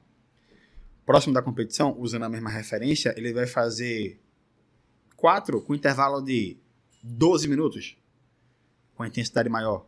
Em vez de 50 segundos lá atrás, vai fazer agora, tentar fazer 4 para abaixo de 40 segundos, que é bem diferente a intensidade. Então, o que eu quero dizer, mesmo eu achando que o volume está baixo, está dando certo. Então, eu não mexo. Eu não vou aumentar o volume porque eu acredito que um volume maior vai ser melhor. Se ele estagnar, aí eu digo, opa, preciso mudar. Vamos fazer 5 agora. Vou começar a fazer 6 agora. Estou dando um exemplo hipotético de uma corrida de 300 metros. Tá? Mas, basicamente, um cara que corre 100 metros hoje comigo, na parte específica, ele vai dar tiro de no máximo 150 metros, por exemplo. No máximo 4 corridinhas de 150, com intervalo um pouquinho maior, dependendo do nível dele, de como ele esteja, com a intensidade mais elevada. Não precisa fazer 10, 12, 15, dentro daquilo que eu acredito. Se ele, por um acaso, for fazer 10, 12, 15, ele faz um pouquinho de chance da competição, em vez de 90%, 95% daquilo que ele vem produzindo, ele faz 10 corridas ou 12 corridas a 60%, com intervalo de 3, em vez de 8 ou de 10. Tu entende? Então eu uso um volume baixo hoje quando eu quero estimular uma corrida mais próximo do nível de competição. Ou seja, falando de mim como treinador, eu não me preocupo muito com aquilo que eu aprendi lá atrás. Não é uma coisa que é enraizada. Aquilo serviu para mim. Foi num outro contexto, foi numa outra época. Eu entendo que meu treinador na época, por exemplo, ele tinha 500 pessoas para tomar conta. Então, às vezes é difícil, né? E cada pessoa está num nível diferente. Então, no início do ano, até junho, tem um pessoal adulto que está num nível diferente e vai competir o Troféu Brasil. Aí ele dava atenção pro pessoal que estava naquele nível lá e a gente continuava treinando. Acabou o adulto, aí vem o juvenil, para no final do ano vinha o menor, e eu fazia parte do mirim, do menor, então minha competição é mais pro final do ano. Aí é que ele vinha olhar um pouco mais para mim e os adultos ficavam um pouco mais de lado, porque acabou o principal, né? Então essa é a sacada da periodização macro, é você tentar diferenciar. Essa galera aqui não é agora, é mais para frente, então pode fazer aqui mais geral, um pouquinho mais solta, e quando eu der a oportunidade eu vou estar lá com eles, quando eu mais sozinho, mas o principal agora é vocês que estão numa outra categoria, vai competir o brasileiro daqui a um tempo, dar um pouco mais de atenção. E aí você vai fazendo aquilo que dá para fazer e o melhor que você puder dentro do que dá para fazer, né? É porque o alto rendimento é o ápice do atleta, né? Então não adianta, não tem como o cara treinar só no nível mínimo, né? É basicamente, muitas pessoas acham que ser atleta é você treinar o máximo todos os dias. Não é treinar até a falha todos os dias, mas é a gente tá lá perto do submáximo, fazendo o melhor do atleta todos os dias, né? Então o cara tem que ter esse limiar de saber até onde pode ir, qual é o mínimo que a pessoa precisa fazer naquele dia e também no dia da pessoa, né? Se dormiu bem, se dormiu mal. E ter esse discernimento, porque eu vi uma reportagem de Gustavo Borges, da natação, e ele foi perguntado quantas horas ele treinava por dia, ele falava 18. Aí todo mundo ficou assustado, como assim? 18 horas? Porque ele dormia, né? Então ele contava o sono dele como parte do treinamento. Parte do treino. Né? E às vezes o atleta... Porra, ele treinava 10 horas, era? Não, ele pode parcelar o sono dele, que nem Cristiano Ronaldo, ele tem horário específico para... Do documentário dele você vê, né? Ele tem horário específico para se alimentar, para tirar um cochilo dentro do dia. Então ele comia tal coisa, de tal hora até tal hora ele ia dormir, tudo assim, ó, um cronogramazinho. Bicho é profissional, né? Pra conseguir fazer. Eu sou fã dele de carteirinha. É absurdo. Eu sou como fã ele dele. leva muito a sério a preparação dele E a deu, vida e dele. deu como sorte atleta de estar num país que investe, né? também. Porque no Brasil o pessoal só pensa em futebol e nem todo mundo, por exemplo, quantos Pelé já deve ter existido por aí? Quantos Ronaldinho Gaúcho? Mas só aqueles caras tiveram a oportunidade de fato entrar no campo, fazer diferente e tal. Então a gente tem muita gente boa. De repente tem alguém que é muito melhor que Boto e é um advogado da vida já no escritório. E a gente não sabe. Porque de repente a vida não levou ele para aquele caminho, né? Ou tá fazendo um podcast aí. Então tem muita gente que tem muito talento que tá perdido e não teve a oportunidade de deixar aquilo aflorar. Isso aí pode acontecer. Isso também tem falta nos profissionais, porque da mesma forma que os profissionais eles sentem a carência de saber como ensinar e como utilizar as técnicas de ensino, né? De identificar o que é que o atleta precisa. Tem que melhorar a velocidade, aceleração, manutenção, resistência. É também saber identificar os atletas, né? Porque futebol hoje é muito disseminado, então às vezes a gente vê uma criança fazendo muito embaixadinho, ó, esse menino dá muito pro futebol, vai, pode ser um Pelé. Em outras modalidades é mais difícil a gente ver alguém correndo e dizer, pô, esse menino pode estar bom pro atletismo. Pô, eu acho aquela fácil criança ver deu um isso. salto ali, pô, pra tua visão é diferente. Então, pô, no ensino, por exemplo, eu trouxe uma coisa do curso lá de atletismo, a pessoa saber identificar o que o atleta precisa melhorar. Às vezes o atleta na largada, ele tá saindo muito alto ou muito mais baixo do que precisava. Mas o treinador, ele tá de frente. Aí às vezes, pô, fica aqui do lado, ó, vê ele de perfil. Pode ser mais interessante. Vai de costas. Fica do lado dele. Ou fica na marca dos 50 metros quando ele correu os 100 para ver como é que tá a coordenação. Fica na marca de não sei onde. Pô, o atleta vai correr 200 metros. Fica lá no outro lado da pista, não fica de perto dele não, fica de longe para ver ele correndo tudinho. Pô, essa visão de identificar como é que o atleta tá, de identificar quais as necessidades que ele tem que aprender, nem todo mundo sai sabendo fazer isso. Isso aí é o que eu sinto como carência na área da gente. Se tivesse mais cursos assim, eu sei que o seu vai sair daqui a pouco e vai ter isso. Mas se tivesse esses toques de, ó, tu vai ensinar um atleta no salto. Tu precisa saber isso, isso e isso.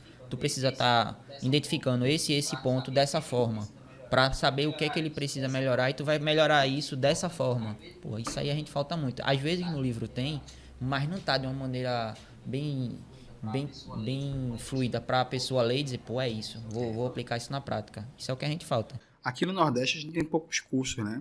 Por que eu digo isso? Porque assim, no Brasil nós temos excelentes treinadores, né? Então, tive a oportunidade de conhecer o treinador João do Pulo. Tive a oportunidade de ser amigo do professor Pedrinho, que é treinador do Petrúcio. E antes de Petrúcio, ele teve uma galera muito boa na velocidade, no lançamento e arremesso. É um cara super inteligente, muito bom. Tenho a oportunidade de conhecer e poder conversar com treinadores de São Paulo que são fora de série. Neilton é fantástico. Treinador de prova combinada, e foi treinador da Keila Costa também. Keila Costa, que hoje é treinadora de salto, eu tenho a oportunidade de conversar com ela na UFPE, ela dá treino lá na UFPE também. É uma excelente pessoa, foi uma grande atleta, uma excelente treinadora, tem muita experiência prática, está estudando também pra caramba. E com certeza vai ser uma excelente treinadora, não tenho dúvida disso. De tanto sucesso quanto foi na pista, vai ser fora da pista, ela é excelente. O próprio Felipe Diniz, ele fez o curso... o próximo Filiposo, ele fez o curso, o mestrado dele em Portugal. Ele teve a oportunidade de vivenciar numa equipe onde tinha um cara, 18, 19 anos, que corria 10,04 no 100, estava quase correndo abaixo dos 10. Então, ele teve a oportunidade de conviver lá, ver o trabalho, aprender sobre o trabalho e trouxe para cá muito conhecimento, muita coisa legal. Tanto que ele recentemente estava com um atleta que chegou a correr 10,31 nos 100 metros. Cara, moleque, 18 anos, 19 anos, Robson, né? Correu pra caramba na Monte Filiposo. Então ele é um cara que sabe fazer. Daniel, que tem um trabalho na parte de iniciação fantástico. Muitos atletas que iniciaram com o Daniel. Hoje estão em grandes equipes, fazendo grandes resultados, seleção brasileira, etc. Começou com o Daniel lá no São Simão. Saiu ali da favela, da comunidade, né? Saiu da comunidade ali, estão voando, conhecendo o mundo, né? Muita gente boa. Então a gente tem muita gente boa. Pamela na Barreira. Então, aqui no Nordeste, Pernambuco, Nordeste, a gente tem uma galera muito boa, mas que tem pouco curso, nem que seja pra gente se reunir e conversar como fosse mesa redonda. Porque eu digo isso? Hoje eu tenho 35 anos. Eu me considero um cara novo na área. Então, muito treinador tem muito conhecimento bacana, muito conhecimento legal, e muitas vezes eu não tenho a oportunidade de sentar e conversar e aprender um pouco. Pô, o que é que tu faz de diferente? Como é que tu trabalha? Como é que tu faz? Ele falar do dele, eu falar do meu, eu poder aprender uma coisa legal, uma coisa diferente. Ou eu poder passar uma semana lá com aquele cara e aprender o que ele faz de diferente. Infelizmente, a gente tem tido essa oportunidade. Em São Paulo, o pessoal tem mais oportunidade de melhores cursos. Vem treinador de fora ministrar curso. O próprio pessoal de São Paulo, que é diferente demais, vai para fora fazer curso, também aprender coisa nova. o pessoal lá em São Paulo, na região do Sul e Sudeste, tem um poder aquisitivo maior, consegue se reunir mais, consegue participar de mais cursos. Eu sinto falta disso aqui em Recife, de modo geral. Tanto pensando na iniciação quanto no alto rendimento, né? Eu acho que se a gente tivesse um pouco mais dessa interação, a longo prazo, que não é dia para noite que melhora, mas a longo prazo tudo poderia ser muito melhor difundido, muito melhores trabalhos sendo realizados para colher melhor resultado no futuro. Eu sinto uma falta nada aqui no Nordeste. E aí, dentro daquilo que a vida me impõe, as oportunidades que eu tenho, eu tento sempre ir para fora, porque eu sei que lá estão os melhores, onde eu posso ter umas conversas diferentes, aprender um pouco mais e trazer um pouco mais para cá e passar para meus parceiros, para meus colegas, para a gente discutir e aprender mais e mais e mais. Né? Uma coisa interessante, nas Olimpíadas do Rio, o cara foi campeão lá de salto com vara, Thiago Braz. Ele treinava com um treinador de fora. E isso não quer dizer que o treinador do Brasil não tenha qualidade, não tenha resultado. Mas falando do resultado em si, Darlan Romano do arremesso do peso, ele treina com um treinador cubano. Então, o que é que essa galera de fora faz de diferente? Será que é só o contexto? Será que eu só preciso morar fora do Brasil? O resultado que o pessoal está tendo não é, né? E por que eu não posso sentar para conversar? Pô, como é o trabalho de vocês? O que é diferente? Eu acho que seria massa poder fazer isso. Mas tem muita coisa envolvida, né? Tem muito ego aí nesse meio aí.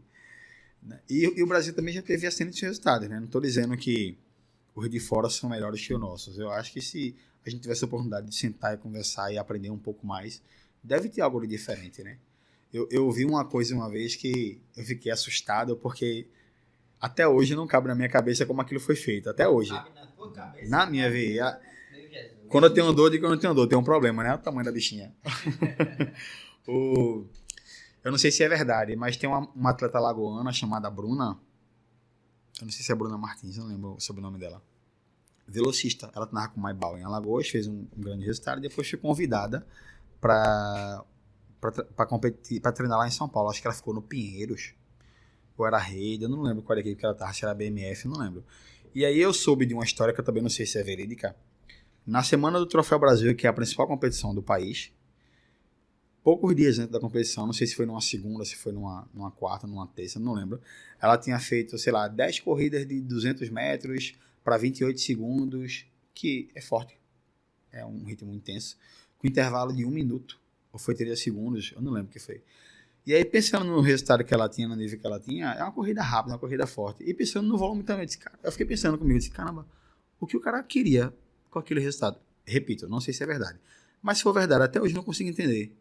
Porque se a gente estuda e pensa, a semana de competição é meio que de polimento, o ideal é que seja um pouquinho mais leve, ou se você fazer alguma coisa intensa, seja no primeiro dia. Faltando 3, 4, 5 dias para a competição, por exemplo. Um exemplo, né? Como é que o cara, na semana da competição, faz um volume desse, forte, com intervalo curtíssimo? O que é que ele pretendia com isso? Fisiologicamente falando, o que é que ele queria estimular? Eu não sei. Eu não consegui achar ainda até agora. Dentro do treinamento, sempre tem alguém que vai aprender um pouco mais do que você sobre alguma coisa, que vai entender uma vírgula de uma variável, vai fazer toda a diferença naquele contexto, seja na preparação, no período específico ou competitivo, que vai ser o pulo do gato. Pedrinho da Paraíba, ele chama de Tino, é o Tino. Todo mundo vai para um lado, você vai para outro. Você não sabe por que, você pega o outro caminho e dá certo. Às vezes ele identifica alguma coisa em específico naquele atleta que normalmente nos outros não daria certo também, né? Pois é. Mas pode ser específico dela, porque pode ser, sei lá, que ela seja voltada para a competição, ela gosta de treinar todos os dias, se ela ficar em casa na semana de competição, de repente para ela o volume é bom e para mim seria descansar, entendeu? Pode ser também. Mas até hoje eu fico assim, caramba, que volume, que intensidade danada, o que ele pretendia com isso? E deu super certo, ela fez o melhor resultado da vida dela até hoje. Eu disse, cara, repito, eu não sei se isso é verídico. Se for, quero conversar com esse cara, porque quero aprender com esse cara aí. Verdade. Não, mas a questão não é aprender, talvez seja mais o diferencial dela do que especificidade dessa atleta do que... Não, mas eu quero que ele me explique fisiologicamente. Então, mas aí ele diria também, assim, pô, identifiquei tal coisa nela, por isso que eu fiz tal coisa, porque essa coisa nela faria isso, isso e isso, resultando... Que não funcionava com outra menina, tu entende? Sim, e fisiologicamente, ela responde de tal maneira, tu entende? Entendi. É lapada. Isso falta realmente aqui em Recife, em Pernambuco, no Nordeste, tem pouco curso mesmo. Eu acho que Eu não conheço quase nenhum. Conheço poucos mesmo, um ou dois assim, quando não é da federação, né? Porque a federação... E a federação e Confederação Brasileira de Atletismo também não vem direto. Tem que ter o bem expedito, pouco. tem que ter demanda. Curso de arbitragem, eu acho que é a cada 2 anos, né? Curso de treinador de atletismo, eu fiz a última vez foi em 2019, até hoje eu... É porque os cursos, o presidente da federação que pede diante da demanda da procura. Então, se tiver muita gente procurando o curso de arbitragem, ele vai solicitar a CBAT. Pô, eu queria um curso de arbitragem, tem muita gente procurando. Tu entende? Seria mais ou menos isso. Se a pessoa não conhece ou não sabe que ela tem que ficar pedindo, dizendo, eu tô interessado no curso, para a federação dizer, a gente tem uma demanda de curso. Então, é muito difícil, muito difícil. Eu só fiz o curso de arbitragem porque apareceu e eu tava meio que ingressando no atletismo contigo, e aí eu acabei fazendo. Mas senão eu não ia saber que eu tinha que ir lá dizer, tô interessado no curso, para eles anotarem, tem mais um aqui e tal, para depois eles pedirem. Então, muito difícil isso. Eu tenho certeza que muita gente teria interesse em fazer o curso de treinador de atletismo. Depende de quem fez divulgar. O cara passou, aí tu já tá lá no grupo, aí surgiu um curso, você divulga lá no grupo que você tem, porque a divulgação é pouca, né? Aí depende de quem fez, de quem tá vendo, poder divulgar para mais pessoas verem e ver se tem interesse. Quando tu for lançar esse curso, vem aqui para divulgar. Vai, com certeza. Mas aí, se tem mais alguma coisa aí, Felipe? Acho que é isso. Tem mais coisas assim, porque eu conheço o Pedro já, né? Então tem mais coisa que eu sei que ele ia falar horas aqui, mas vamos deixar para uma parte 2, 3, né? Em breve. Só queria te agradecer, Pedro, por aceitar vir aqui compartilhar um pouco da tua história, da tua visão como treinador, desse feedback, desse feeling do que olhar, do que fazer. Foi muito legal, acho que muito, muito profissional, muito estudante que está assistindo isso agora já tem uma visão diferente do atletismo e de como conseguir algumas coisas, de como aprender algumas coisas. Isso é muito legal. Felipe, alguma coisa aí? Não, só isso. Eu só queria agradecer. É sempre um aprendizado estar aqui conversando com pessoas experientes de outras áreas, porque assim, eu tenho pouco conhecimento sobre atletismo, principalmente sobre a modalidade, e é sempre um aprendizado para a gente que está aqui, do lado de cada da mesa. É sempre um aprendizado. E quando é alguém competente que nem tu, que tem conhecimento, que sabe falar, é sempre aprendizagem e é só gratidão. Obrigado.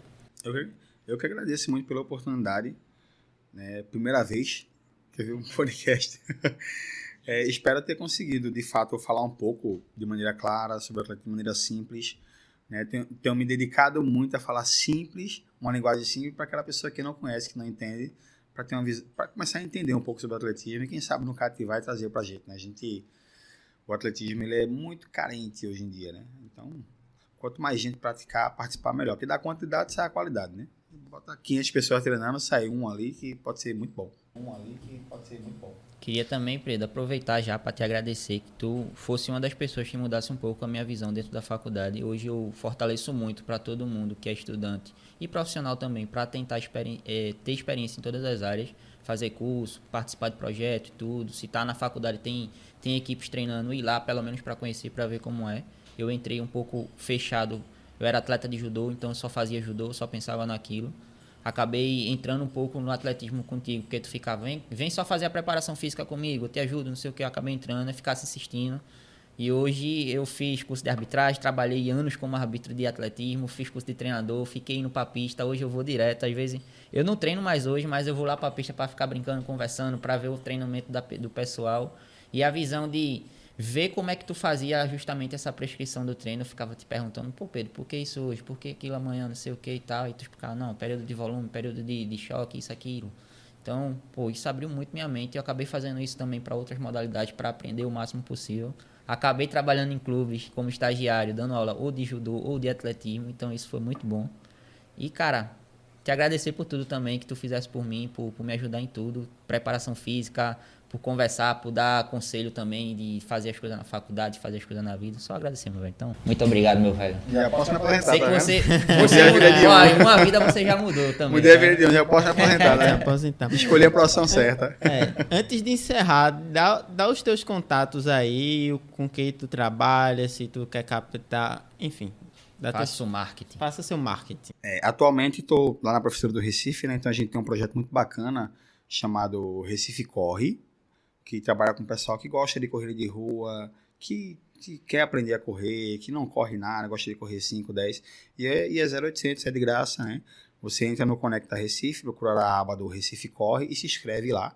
E os treinos são toda terça e quinta, de 8 da manhã, no Parque da Macaxeira, né? Se falando da população de Recife de um modo geral, né? Então, quem está ouvindo aí, puder divulgar, vai ser massa, porque tem muita gente que corre sem orientação, acaba se lesionando, acaba não tendo um bom resultado. E a prefeitura, olha aí, a professora está revertendo esse imposto para vocês aí, viu? 0,87. Não, qualquer idade. A maior parte do pessoal que participa é adulto, né? Tem aquele projeto do ônibus da São Silvestre, surgiu dali, né? E a Animark, junto com o Ciziane Dutra lá atrás, teve a ideia de criar o Recife Corre, né? Hoje estamos com outras pessoas à frente, Gabriel Perrus, Gabriel Moraes, outras pessoas à frente, e eu tô lá como treinador no Parque da Macaxeira, 8 da manhã, e toda terça e quinta. E é de graça, né? Podem ir lá participar, vai ser muito bacana, muito bem-vindo. E quando você se inscreve no Conecta Recife, você recebe uma planilha no seu celular, para você poder fazer quando você não puder estar lá, ou nos dias que não tem treino presencial, né? Estou na Universidade Federal todos os dias à tarde, de segunda a sexta, às 16 horas, trabalhando com paralímpico, com o pessoal da iniciação esportiva, com o atleta universitário, também é aberto à população, todos os dias, de segunda a sexta, às 16 horas. Só chega lá, me procurar e bem-vindo à família. E na segunda, quarta e sexta pela manhã, estou no Parque do Caiara, especificamente com paralímpico, né, com o pessoal que compete a modalidade paralímpica, pessoas com deficiência, e aí tanto aqueles que já são atletas de alto rendimento, quanto pessoas iniciantes que querem aprender, conhecer um pouco da modalidade e quiser lá participar também, pode chegar, né? Meu Instagram, pode falar pelo Instagram, é o @PedroFortius, né? Repete. @PedroFortius. Vou botar na descrição também o teu arroba, tudo direitinho. Beleza. E aí pode falar comigo lá no direct que eu posso direcionar lá para qualquer lugar lá. Trabalha como personal, preparação física, o pessoal quer fazer TAF, essas coisas também, só falar contigo lá no privado, no Instagram. Isso aí, que a gente Ver direciona. a hora aí. aula lá direitinho. A gente vê qual é o seu objetivo, o que você precisa, a gente tenta fazer o melhor trabalho possível aí para dar certo. Até agora eu tô com 100% de aprovação no staff da vida aí. Isso aí. Todo mundo que eu conheço, que eu via fazendo preparação pro TAF contigo, todo mundo passou, tranquilo. Tá E o pessoal que chegava sem conseguir fazer uma barra, uma corrida, essas coisas. Conseguia fazer, né? Eu acho que todo mundo, todas as pessoas no mundo deveriam ter um mínimo, era o TAF. Concordo. É uma coisa tão simples. Concordo. Assim, Pra quem pratica para quem já, né? pratica qualquer atividade física, é muito simples. Só uma visão sobre isso rapidamente. Isso eu levo pra minha vida também. Porque eu falo assim, eu digo, caramba, eu fui atleta, né? Então eu vim da prática esportiva e depois eu me descuidei de maneira gigantesca e cheguei a aumentar quase 40 quilos acima do meu peso. E hoje, quanto obeso, eu tenho uma dificuldade psicológica de me exercitar todos os dias, me alimentar, não é nem se exercitar, é me alimentar, porque eu criei um mau hábito alimentar que me prejudicou demais. Fiquei pré-diabético, tive outros problemas de saúde que estou correndo atrás agora. E aí, mas a minha mente funciona igual que eu digo para todo mundo assim, cara, eu acho que você conseguir, por exemplo, fazer um TAF seria o básico, assim, pensando no nível de saúde. Quando você pega os parâmetros de saúde, diz assim, o homem tem que ter no máximo 25% de gordura. Pô, então vamos tentar trabalhar para chegar aos 25% pelo menos? Pensando na saúde, já que você não quer ser atleta, né, eu acho que seria o básico e é onde eu estou tentando voltar a fazer, porque minha dificuldade hoje é manter o foco na alimentação e é a dificuldade de muita gente. E se você parar para analisar a sociedade de um modo geral, se você passar todos os dias, se você comer besteira todos os dias, tomar refrigerante todos os dias, não ter uma vida tão saudável, você não vê o pessoal brigar com você por isso, né? Agora, se você treinar todos os dias, vão dizer, é doido, é? Esse bicho é doido, pô. Tem vida não, pô. Vive correndo, vive fazendo musculação, vive praticando esporte. Vai viver, bicho. Cara, isso é a vida. O cara gosta daquilo, a mulher gosta daquilo, o cara gosta daquilo. Né? Então, acho que a gente deveria ter um olhar mais tranquilo em relação a isso e também achar legal, principalmente essa parte saudável, né? Ser gordo não é saudável, né? Não ter uma vida de alimentação mais saudável não é saudável, é levar a um lugar ruim, né? Então, acho que a gente deveria, como sociedade, olhar diferente para isso e, de fato, se cuidar um pouquinho mais. Não quer dizer que você não possa comer refrigerante, mas não foi uma Coca-Cola que me deixou gordo, não foi um cachorro-quente lá na Federal, não foi um batom garoto que me deixou gordo. Eu gostava de chegar em bigode, um batom garoto, uma garrafa d'água, um copo de café. Todo dia eu fazia isso. Era o kit de sobrevivência. Pois é, kit de sobrevivência, um batom garoto e uma garrafa d'água. Ou seja, o que eu quero dizer, não foi um refrigerante, não foi uma carne com gordura, não foi um biscoito, não foi um só. Foram vários, foi uma vida, foi um comportamento que eu adquiri depois que eu parei de treinar que continuei com muita fome, continuei comendo muito, mas sem gastar o que eu gastava de energia no treino. Então, eu não estava gastando mais aquelas calorias que eu estava só consumindo. Então, do nada, eu saí de 70 para 115 quilos. Quase morro, né?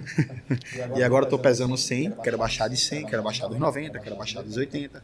Tá? Então tô nessa luta aí. Não é fácil, não é Porque simples. 1,40 m, né, Pedro? Quase 42. isso, quase isso. Errou por pouco. Você errou por 20 e poucos centímetros. Dizem que não é fácil. Mas é isso. Pô, Pedro, Valeu, queria galera. te agradecer, Muito obrigado. então, muito obrigado. Lembrando pra todo mundo que tá assistindo de deixar aquele like no vídeo. Não dá like não. Like, se inscreve no canal. Se inscreve no Instagram dele. No Instagram dele e no canal. Se inscreve Só no no canal Instagram. e compartilha o vídeo pra todo mundo ver Pedrinho. Compartilha não, pô. E saber que Conhecimento daqui a é pouco, bom, fica daqui só a pra pouco você. vai ter um curso excelente aí de atletismo que Pedrinho vai lançar. E a gente vai divulgar aqui também pra Aí vocês. sim, viu? Aí acompanha. Então é isso, galera. Muito obrigado. Espero vocês na próxima. Dedinho aqui, Pedro.